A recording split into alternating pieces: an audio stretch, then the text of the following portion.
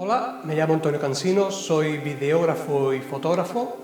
Bajo el nombre de Estanco Producciones llevo 20 años haciendo vídeos de todo tipo, desde corporativos, promocionales, videoclips, grabaciones de eventos como por ejemplo conciertos, obras de teatro, ferias, incluso hasta reportaje social.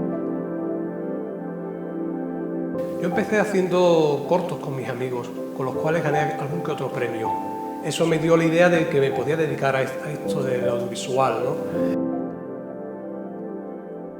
Dentro de mis principios yo he tenido siempre la idea de disfrutar de lo que estoy haciendo.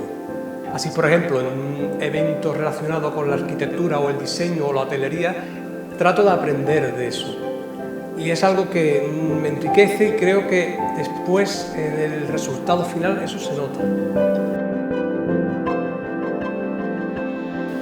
También cuando ha habido un componente social en ese tipo de trabajo, también es algo que me ha nutrido a mí personalmente.